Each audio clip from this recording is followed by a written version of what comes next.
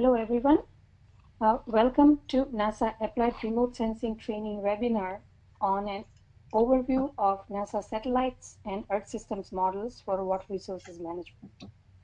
I am Amita Mehta, and in this session, I will cover basic information about a number of satellites and models that provide water resources data.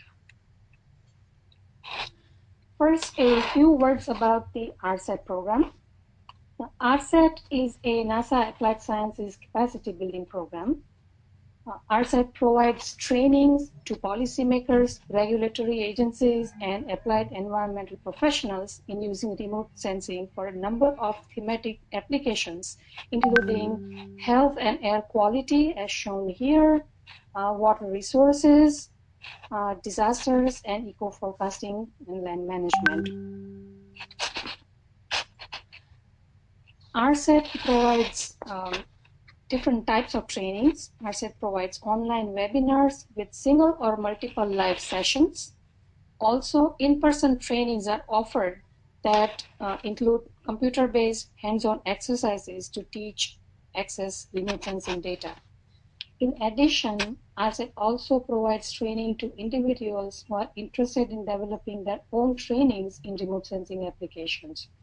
So far, RSAT has conducted more than 60 trainings and trained more than 5,000 end users all around the world.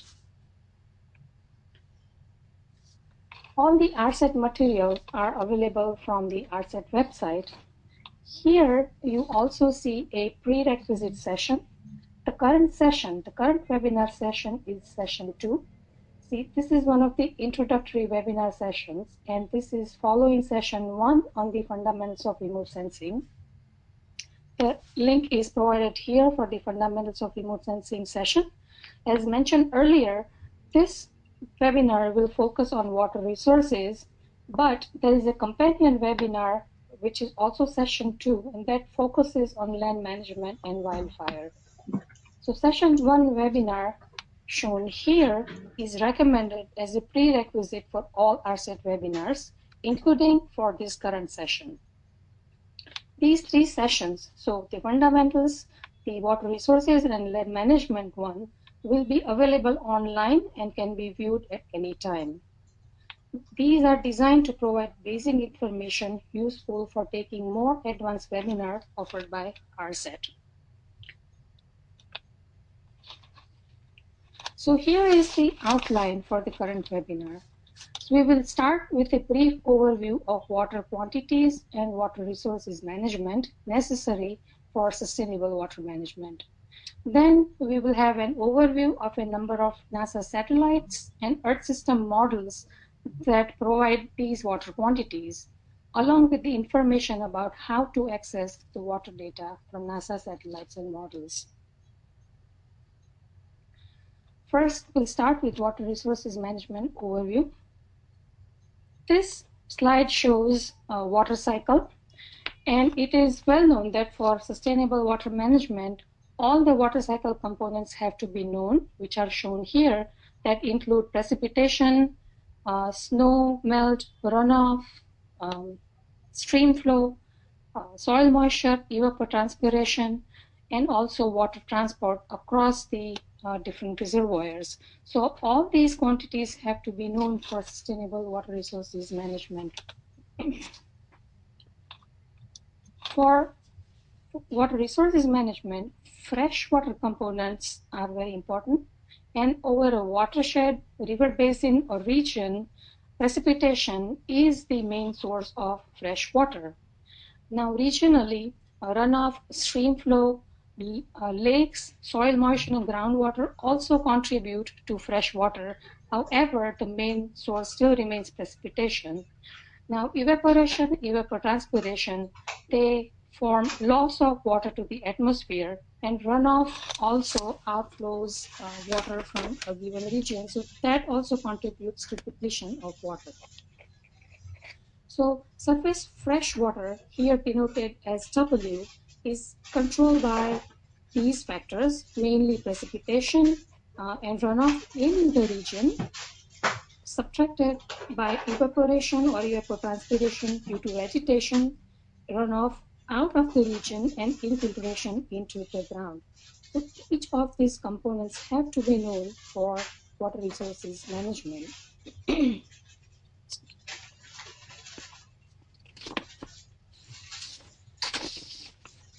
So water managers have to distribute amount of available water, fresh water, for different sources such as domestic, agricultural, and industrial needs. And therefore, each and every component, accurate measurements of these components is very important to water resources managers. So some of the freshwater components required to different activities are shown here. So data applications, water data applications can be for overall water allocation, for which entire water budget has to be known. In addition, agricultural and irrigation management, flood and drought management, reservoir and dam management, they all require information about different water components as shown here, ranging from precipitation all the way to evapotranspiration, runoff, and stream flow. So some of these freshwater components can be measured directly either from surface-based instruments or from satellite-based instruments. But not all water cycle components can be easily measured directly. Some of them have to be inferred or calculated from other parameters. So these parameters include evapotranspiration, runoff, and water transport. These cannot be easily directly measured, and so these are calculated quantities. So NASA has a number of satellites which are designed to observe some of the freshwater components, and there are also Earth system models. They measure and calculate water cycle components. They cannot be directly measured. So this list shows all the freshwater components available from NASA satellites and or Earth system models. All the parameters listed in green color here, such as groundwater and vegetation index, they are available from satellite observations alone. Evapotranspirations and runoff, noted in red color here, they are available from models in which assimilated satellite observations are used. So these are actually model parameters. All other parameters, such as rain, soil moisture, snow, and ice, these can be obtained from satellites as well as from Earth system models. In addition, temperature, humidity, winds, and surface radiation, which are the weather parameters, they are also available from satellites and Earth system models. These are useful for running hydrologic model for more quantitative analysis of water resources. Not only these data are available for multi-year timescales, but they are also available globally as well as at multiple temporal resolutions, such as hourly, daily, or seasonal. So with this, we will start with overview of satellites and sensors, which are relevant for water resources management and which measure freshwater components.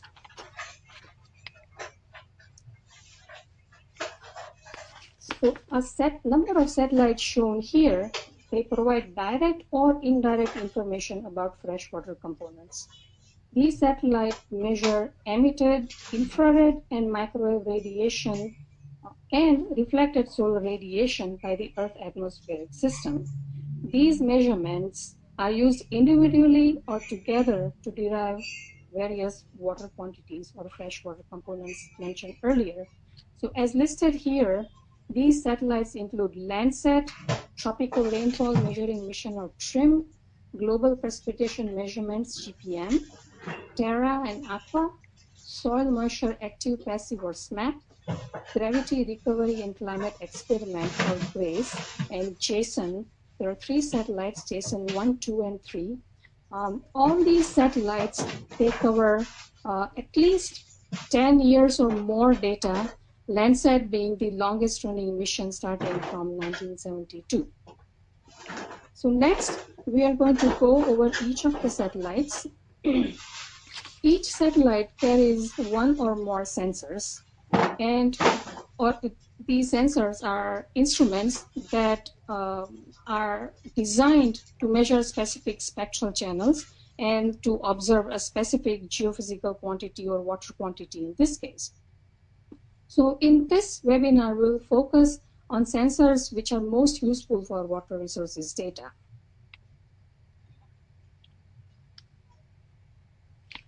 So this slide shows which water quantity is obtained from which satellites. For example, evapotranspiration is derived from some of the parameters that are available from Landsat, precipitation from TRIM and GPM, snow cover and vegetation index, which are used for vegetation index that is used for evapotranspiration. It's available from Terra and Aqua. Soil moisture from SMAP, groundwater from GRACE, and reservoir or lake height from JSON. So these are all the water components that are needed, and these satellites either directly or indirectly are used to get these parameters. So now we will start reviewing each of these satellites and sensors in some detail. To start with, Landsat, it's a longest running mission since 1972. Actually, it has multiple satellites, Landsat 1 to Landsat 8. The current satellites are Landsat 7 and Landsat 8. All the Landsat satellites are in polar orbiting configuration, and they have revisit time of about 16 days. So each satellite measures same location at every 16 days. So we'll start with a sensor that is on Landsat 7. It is called Enhanced Thematic Mapper. Enhanced Thematic Mapper has 8 spectral bands and measures spectral reflectances in blue, green, red channels, as well as it has thermal, infrared, and a panchromatic channel. Depending on which spectral band, the spatial resolution varies from 15 meter to 16 meter. So 15, 30, and 60 meters are respective band resolutions. Each swath has 185 kilometer width. The coverage is actually global.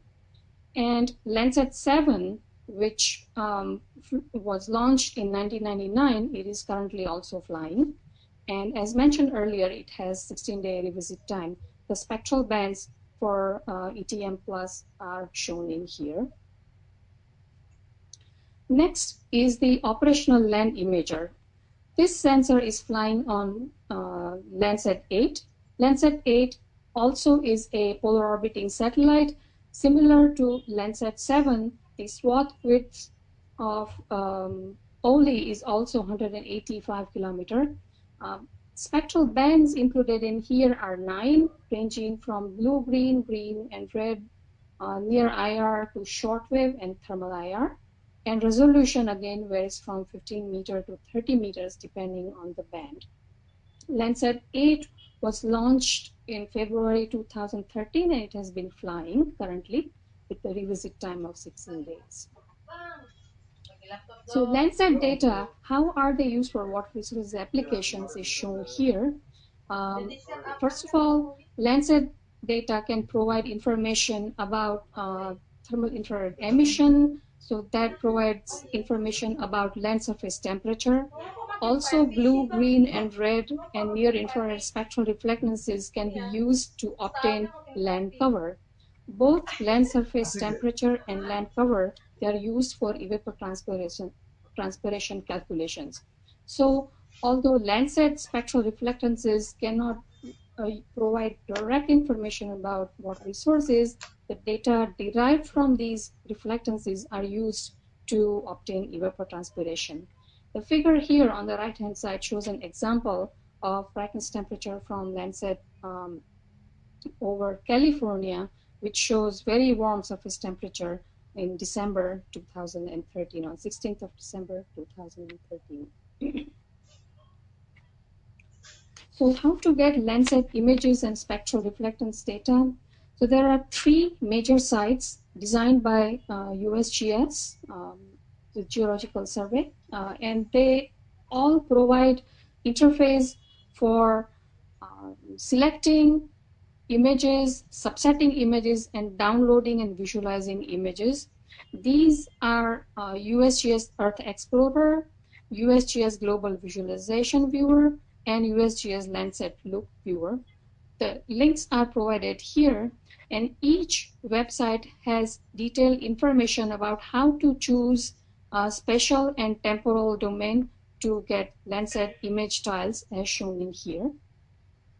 So these three sites are useful for obtaining images as well as reflectance data from Landsat. Next, we will talk about tropical rainfall measuring mission satellite and sensor. So TRIM was a mission that was a joint mission designed by NASA and Japanese space agency JAXA. TRIM was the first satellite that carried a radar in space. It was in a non-polar or low inclination orbit, and as shown here, it covered 35 south to 35 north latitude and global in longitude. The altitude approximately was 350 kilometers when it was launched, but then it was raised to 403 kilometers after August 23, 2001. That changed spatial resolution somewhat of the observations.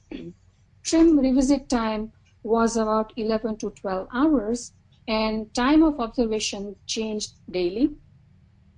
There are three major sensors that we will see briefly: TMI, PR, and VRS or VIRS. They are used for deriving or estimating precipitation from observations. So we'll start with TRIM microwave imager or TMI.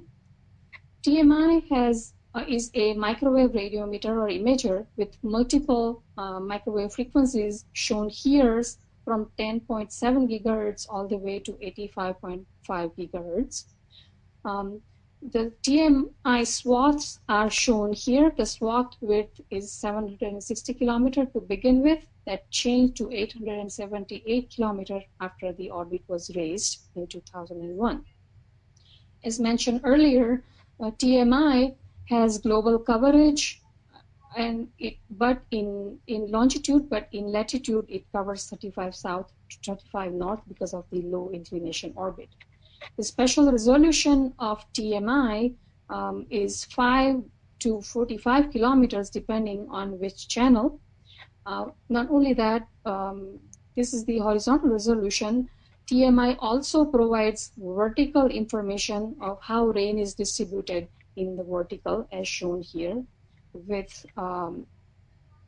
different resolutions.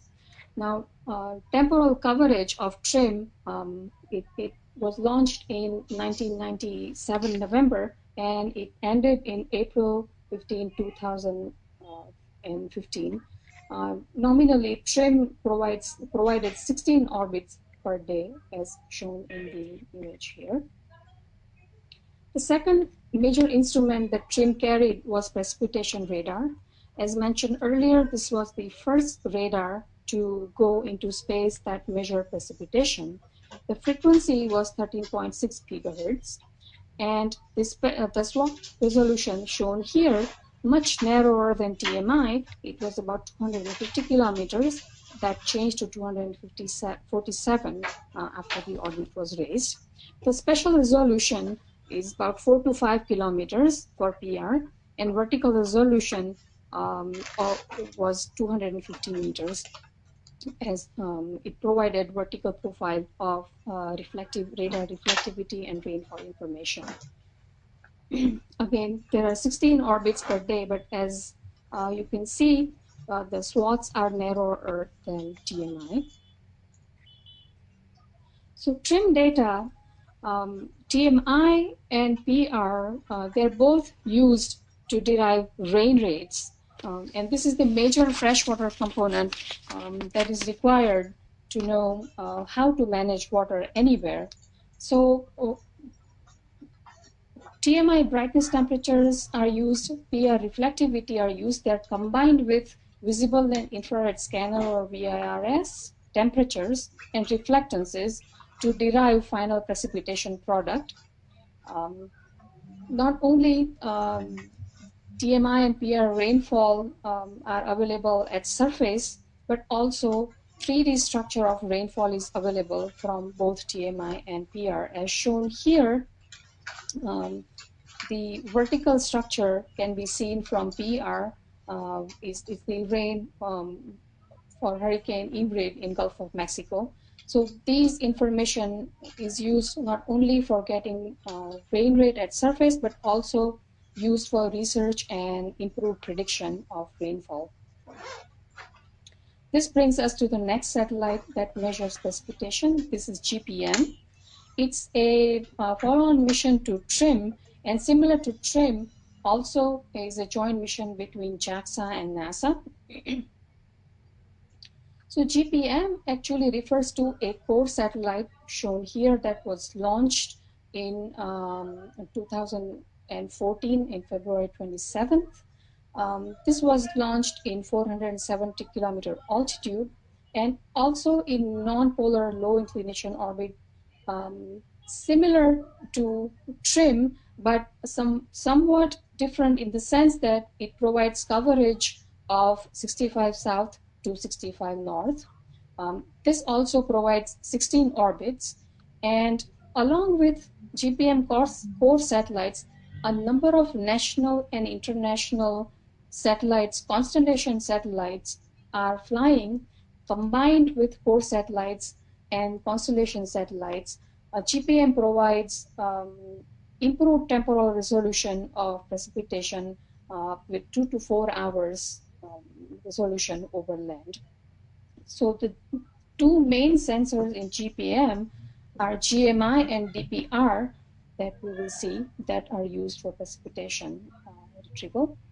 So GMI or GPM macro imager is similar to TMI, but it has more frequencies. It is also an imager that has 10.6 gigahertz.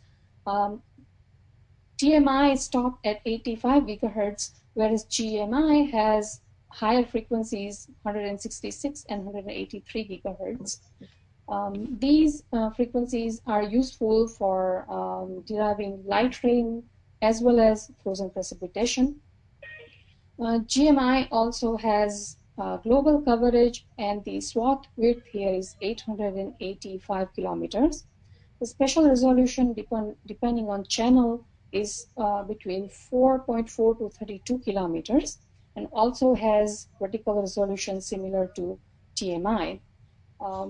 Temporal coverage is from February 2014 to present, and it is an ongoing mission, and observations are available at about 2 to 4 hours. So next sensor is dual frequency precipitation radar, or DPR. This has two frequencies, 13.6 and 35 gigahertz, and they both are shown here with different swath width. The KA band has 120 kilometers, whereas KU band has 245 kilometers. Special resolution for DPR is 5.2 kilometers in horizontal, and vertical resolution similar to TRIM PR is 250 meters. Again, this is one of the major instruments that provides information about light rain and frozen precipitation. So GPM data, they provide precipitation or rain rates, and it's a continuous improvement over rain rate from TRIM. First of all, it provides estimates of snow rates, which TRIM could not because it only observed tropics, whereas GPM covers mid-latitudes as well.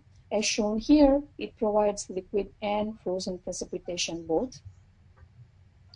And GPM data are again derived from combined GMI and DPR data. So a quick comparison between TRIM and GPM, since precipitation is a major freshwater component or a source of water everywhere, TRIM and GPM are important missions. They were designed so that a long-term precipitation record can be formed and can be used for both research and applications. So TRIM was limited to tropics, as mentioned earlier, but GPM does cover 65 south to 65 north. GPM has better accuracy of measurements compared to TMI and PR. And GMI has higher spatial resolution than TMI. Also, improved light rain and snow detection is possible in GPM. And DPR has better identification of liquid ice and mixed phase precipitation. So these are some of the advantages of GPM over TRIM.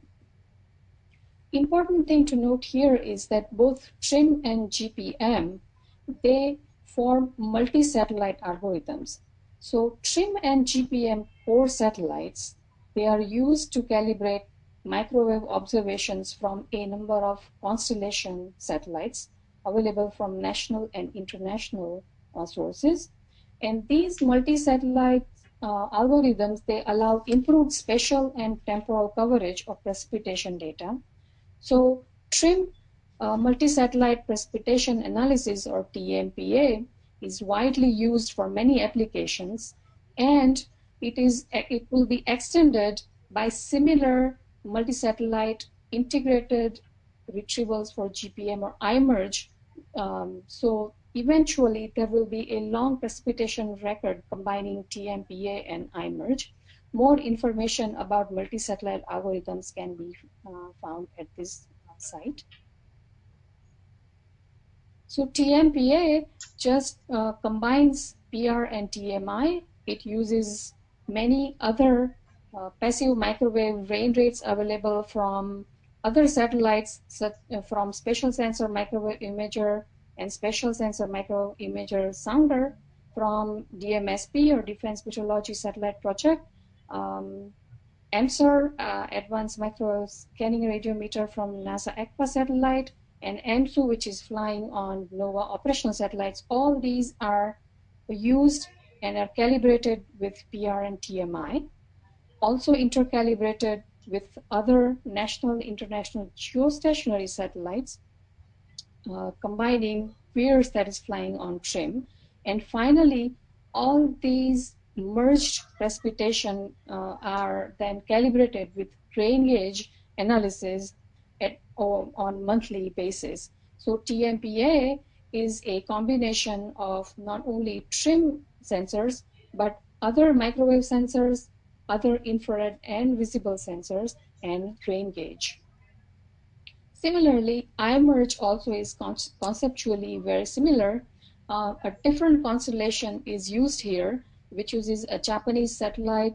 DMSP is the same as in TRIM. Megatropic is an Indian and French satellite. Is a European satellite, and then NOAA operational satellites are used to combine different microwave sensors with GMI and DPR, and then again, final rain product is calibrated with rain gauge as well as in case of TMPA.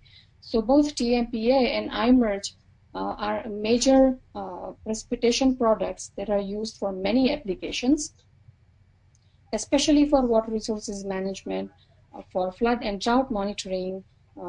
These products are widely used. How to get and where to get TRIM and GPM data? So this is the site. This is a precipitation measurement mission site, which is really the home of all the information about TRIM and GPM. And there is a link to data access. All sensor data, level 1 data, and level 2 data to level 3, which are composite or gridded data from TRIM and GPM, including TMPA and iMerge, they are available through this link. This brings us to two satellites, which are also widely used. This is Terra and Aqua. Both these satellites are in polar orbits. The Terra has equator crossing time of 10:30 a.m. and p.m.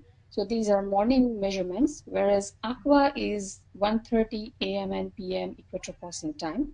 So these satellites, they have global coverage. Terra was launched in 1999, and it's been flying since then. And Aqua was launched in 2002, and it has been flying now as well. Both these satellites provide observations in 1 to 2 times per day because they are in polar orbiting configuration. Both of these satellites carry multiple sensors as listed here, but the one that we're going to focus on is MODIS, which is used for deriving some parameters which are for water resources management. So bringing us to MODIS, which is Moderate Resolution Imaging Spectroradiometer. This is a versatile instrument with 36 spectral bands, ranging from visible red and blue bands to infrared, near infrared, and middle infrared. All these bands are providing information about land, atmosphere, ocean, and cryosphere. Both Terra and Aqua MODIS has special coverage and resolution as shown here. So swath is about 2,330 kilometers, and special resolution, which varies with different spectral bands, it's ranging from 250 meters all the way to 1 kilometer as listed here. Again, the MODIS bands are marked on this figure. So both Terra and Aqua provide MODIS observations twice daily from 2000 onwards.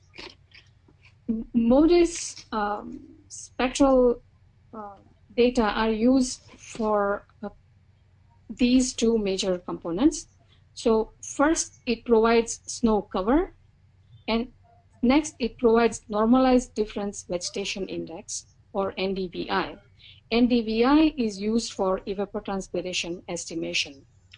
As shown here, MODIS bands are sensitive to snow and vegetation both, and so they are effectively used to get snow fraction over surface. So there are two snow cover products based on MODIS reflectances.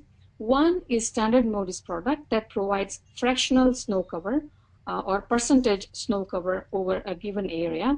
And there's also a research product, which is MODIS Snow Covered Area and Grain Size, or MODSCAG product. This provides not only fractional snow cover as in standard product, but also provides information about snow grain size and snow water equivalent. So standard snow product from MODIS can be obtained from National Snow and Ice Data Centers. The link is provided here. And all the data sets from Terra and Aqua, they are listed in here as well. This can be downloaded from NSIDC site. Another site where snow data can be obtained is NASA River Echo site, and this link is provided here. This allows to focus on a given area, and it allows for temporal subsetting as well. So standard MODIS product can be found from these two websites. MODSCAG, which is a research product, is available from JPL Snow Data Server, and the link is provided here. And these data can be visualized as well as downloaded from this site. Next, we see MODIS Normalized Vegetation Index. NDVI is used for evapotranspiration calculation as mentioned earlier. It is derived from near infrared and red spectral bands. So NDVI is a difference of near infrared and red spectral reflectances divided by addition of these two spectral bands. And they are sensitive to type of vegetation, and the values range from -1 to 1, where negative values or 0, they mean no green vegetation, or value close to 1 indicate the highest possible density of green leaves. So NDVI or vegetation is it helps estimate evapotranspiration because vegetation transpirates water to the atmosphere.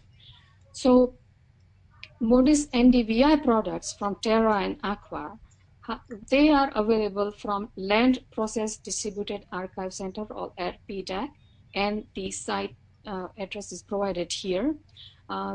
These NDVI data are available in different formats or forms. Their resolution ranges from 250 meters all the way to 1 kilometer to 5,600 meters. So both Terra and Aqua modes provide these different NDVI products, and they can be obtained from LPDAC. These are global products. This brings us to next satellite, soil moisture active passive, or SMAP. Information about SMAP, which is the latest mission that NASA launched in 2015, can be found from this site. SMAP was launched in polar orbit with altitude about 685 kilometers. It has global coverage and also has two sensors as shown here, microwave radiometer and microwave radar, which is not currently available. So SMAP radiometer configuration is provided here. The frequency is 1.41 gigahertz and swath size is 1,000 kilometers. It has different polarization available and the resolution is 40 kilometers for the radiometer. The radar, which was designed to work as synthetic aperture radar, was frequency 1.26 gigahertz and resolution of 3 kilometer, but the radar stopped operating after July 7th, 2015. But SMAP radiometer provides temporal resolution, or every 3 days, the global coverage of soil moisture is obtained. So SMAP data, they provide surface soil moisture information, also provide freeze-thaw state, and also it is used in a model to get root zone soil moisture. So these components are obtained from SMAP radiometer. And the example of surface soil moisture from SMAP showing Carolina flood is shown here. This is for October 2015. There was major flooding in North Carolina, and so increased soil moisture can be seen with the flooding occurring. Where to get SMAP data?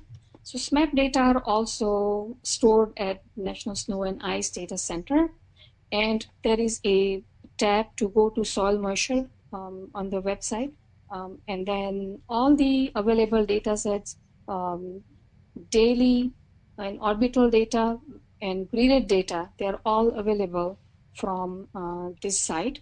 Also root zone soil moisture, which is level 4 data, that is also available from NSIDC. The next satellite is GRACE satellite. This is a twin satellite system as shown here. It's a polar sun-synchronous satellite.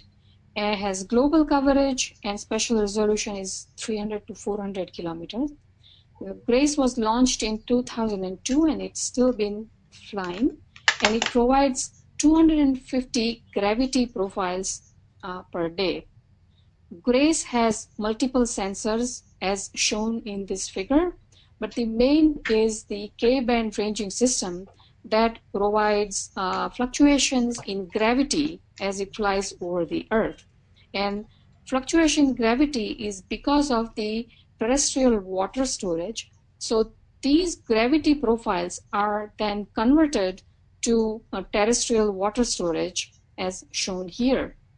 So the GRACE data actually provides total terrestrial water storage, or TWS as shown here, which is a combination of groundwater, surface soil moisture, snow water equivalent, and also change in surface water storage. So all these components have to be are combined to get total storage. So GRACE measures change in total water storage, and from that groundwater is found by subtracting all these components. These components, namely soil moisture, snow water equivalent, and surface water storage, these are all obtained from a global land data assimilation model. So GRACE data are, they provide indirect measurement of groundwater as shown here, but this satellite has been quite useful in monitoring groundwater change over several locations on Earth. So where to find GRACE data? GRACE data are available from multiple sites. JPL is the main home of GRACE data from level 0 all the way to level 3. Grid data are available from JPL. In addition, University of Texas holds GRACE data level 0 and 2. And also there's a site in Germany, Potsdam, Germany, they also hold GRACE data.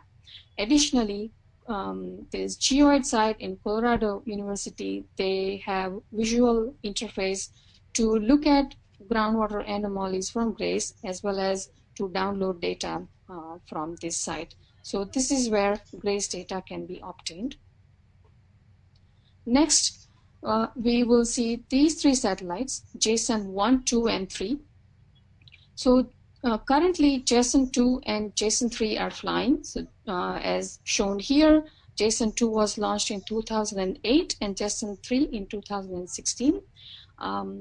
These are non-polar orbiting satellites. They provide coverage between 60 degrees south and 66 degrees north, and they cover 95% of world's ocean. So JSON satellites, they carry Poseidon altimeter, which is the main instrument that provide ocean surface height. So the missions were designed to measure ocean surface height. So Poseidon altimeter, as shown in this figure, estimates height of the ocean surface with respect to reference sea level. It is a kind of radar with C-band and Ku-band frequency and has special resolution of 11.2 kilometer by 5.1 kilometer. So this is basically designed for measuring ocean surface height, but it is also used to get selected inland reservoir heights. So data, JSON 2 and 3 data, which are used for inland lake level heights, are actually, this is an experimental product or a research quality product, and it's currently available so that there are about 380 water bodies are sampled at every 10 days, and 1,065 water bodies are observed every 35 days. So these water bodies, our heights are available from JSON 2 and 3. And these are some of the largest water bodies on Earth. And some small bodies are not observed by JSON satellites, but many water reservoirs are observed. And these data are available from USDA Crop Explorer. The site is given here. There is a interactive map, and wherever the lakes are observed by JSON and lake level heights are available, they are shown on map, and they provide long-term time series from JSON 1 all the way to JSON 3 of these lake level heights. So this brings us to overview of next section, which is Earth system models. We saw already a number of satellites and sensors which provide water resources components. Now, there are also Earth system models that provide several water resource components. So what are Earth system models? They are numerical models that describe land, ocean, and atmosphere behavior in mathematical forms using basic hydrodynamic equations. And these models, they also assimilate satellite data observations as well as in situ measurements into the model, and they provide a evaluated information system so that there are uniformly gridded data are available. Also, uniform temporal resolution can be obtained from these models as well. So NASA has these three models. First, the Goddard Earth Observing System 5 or GEOS 5, this is the basic model, which also is used by MERA, which is Modern Era Retrospective Analysis for research and applications. Finally, there are two land data assimilation models, global and North American land data assimilation. These models provide various water resources components. To start with, overview of MERA is shown here. So MERA, it's basically the GEOS model that blends vast quantities of observational data from in situ and satellites.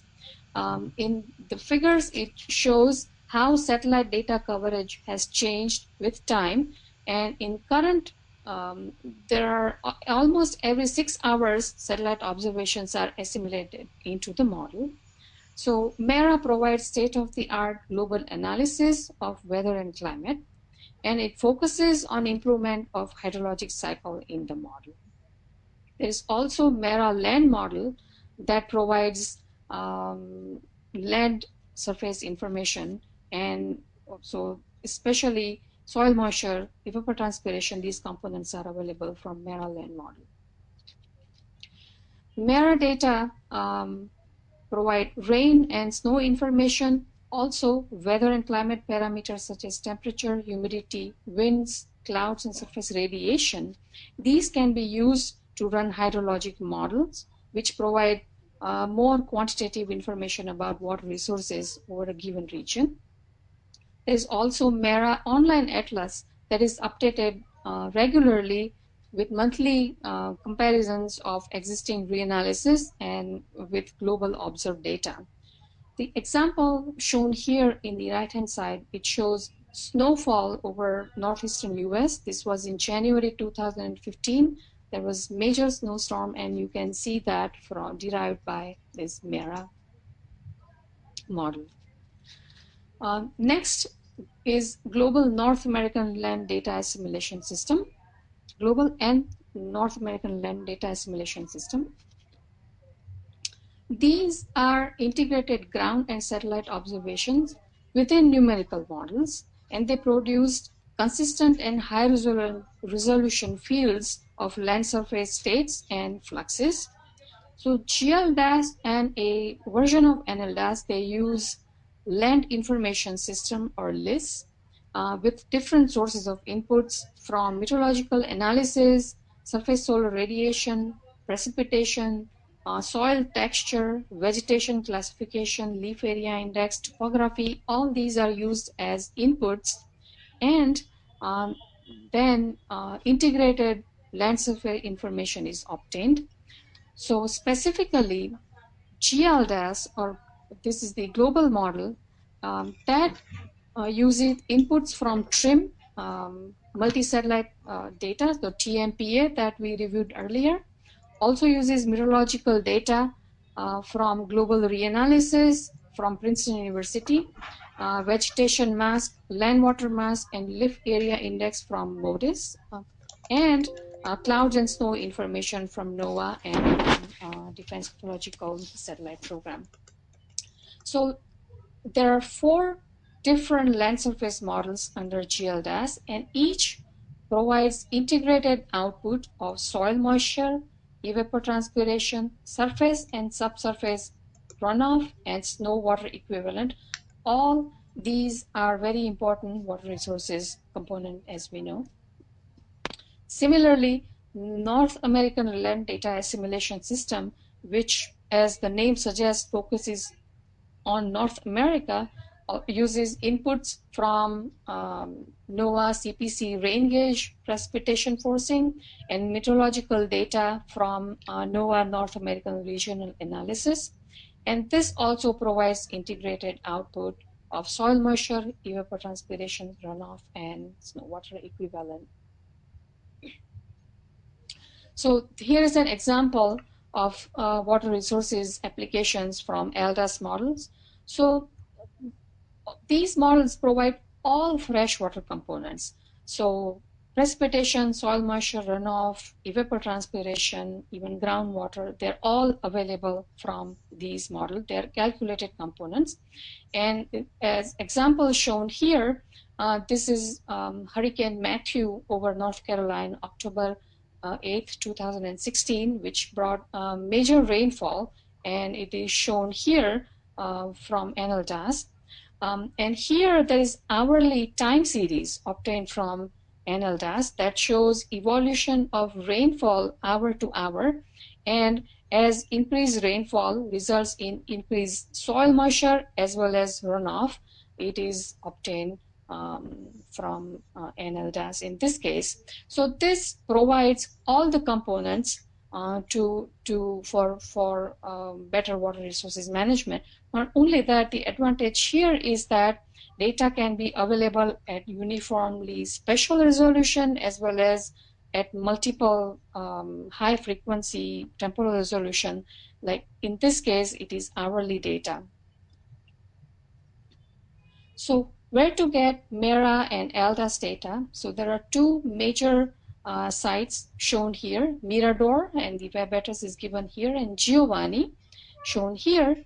Both these sites have multiple data sets, but MERA and LDAS also included in here. Both these websites or web tools allow spatial and temporal subsetting and downloading options. Also, Giovanni here allows online analysis of MERA and LDAS data as well. So this brings us to the concluding part of this webinar. So far, we have reviewed all the satellite and sensors which are relevant for water resources component observations and Earth system models also that provide water resources components. So there are advantages of NASA water resources data. First of all, as we saw earlier, remote sensing based data, they provide near global or global coverage compared to surface based observations, which are especially non-uniform, and their point measurements as shown here. These are global rain gauges shown as yellow dots, but as you can see, oceans are not observed. Also, many land regions are void of data, whereas if you see the bottom, which is from the TRIM data, and you can see the uniform global coverage here. Wherever there are surface-based measurements, remote sensing data can complement these data, and they augment these data.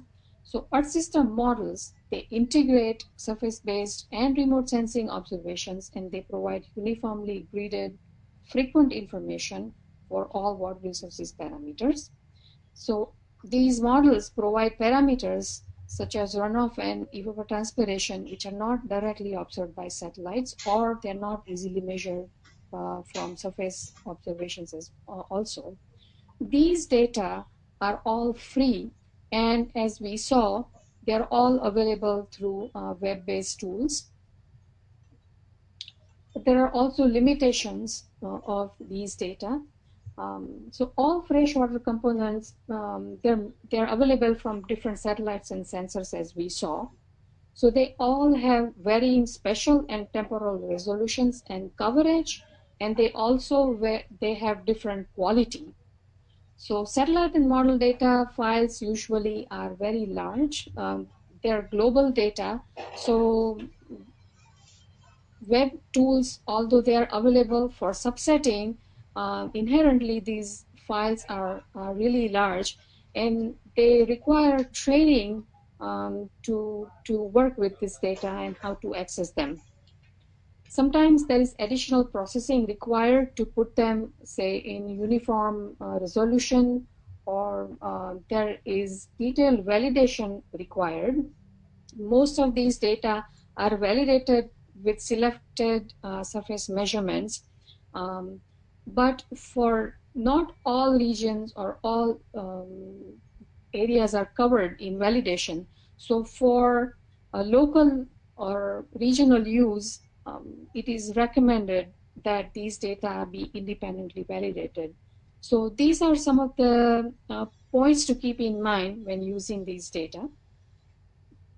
So here is just the summary of what we saw. That these are all the freshwater components will be listed in this table, which satellite and sensors and which model provide these components, and then how to access this data. So we have already seen this information. Here is a quick summary of rain amount and snow cover available from TRIM, GPM. Here it is Terra and Aqua. Model GLDAS, NLDAS, and MERA, they all provide rainfall information, and these are the web tools, Mirador, Giovanni, and NSIDC, River, Echo, and Snow Server for snow data. Soil moisture from SMAP, as well as from LDAS, and they're available from the same tools that we mentioned earlier.